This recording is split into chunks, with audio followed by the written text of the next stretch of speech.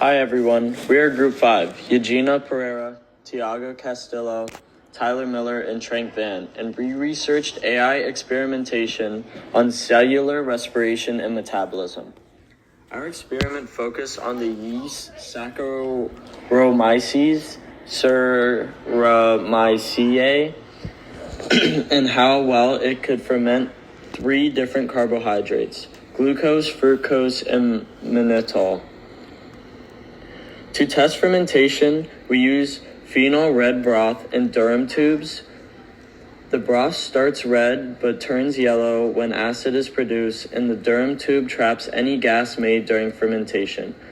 We inoculated each tube with yeast and incubated them at 30 degrees Celsius for up to 72 hours.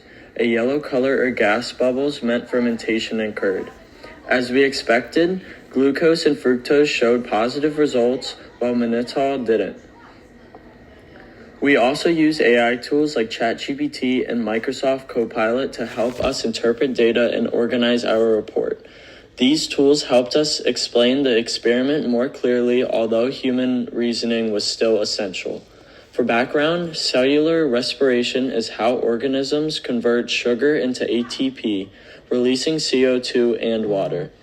When oxygen isn't available, yeast switches to anaerobic fermentation, which still allows ATP production by breaking down carbohydrates without oxygen. This process produces ethanol, Fermentation carbon is an dioxide, and important sometimes metabolic acids, pathway for which we organisms detect when with our oxygen is indicators. limited. Yeast can break down sugars into ethanol and CO2, and those products helps us measure its metabolic activity. If acid is produced, our phenol red broth changes from red to yellow. And if CO2 forms, you'll see gas in the Durham tube. To perform the experiment, we set up multiple test tubes with phenol red broth. Each tube contained one of the sugars, glucose, fructose, or mannitol. An inverted Durham tube. We also had a control tube with no sugar at all. After making sure no air was trapped in the Durham tubes, we added a small amount of yeast to each tube and incubated them for 12 to 48 hours at 30 degrees Celsius. The indicator worked like this. Yellow equals acid production. Gas in the Durham tube equals CO2 production. No change equals no fermentation. The control tube helped us confirm that only the tubes with actual fermentable sugars would show results. Because the control tube contains no carbohydrate, it should never turn yellow or make gas. And in our experiment, it stayed completely unchanged. This proved that any color change or gas formation came strictly from carbohydrate fermentation. After about 12 hours of incubation, we started seeing changes in the glucose and fructose tubes. Both turned from red to yellow, and gas bubbles were formed in the Durham tubes. That confirmed that fermentation was happening. Meanwhile, the mannitol tube and the control tube stayed red and produced no gas at all. These results tell us a few things. Yeast can ferment exose sugars like glucose and fructose. Yeast cannot ferment mannitol, which is a sugar alcohol. The yeast has the enzymes needed for glycolysis and ethanol fermentation, but lacks the special dehydrogenases needed to break down mannitol.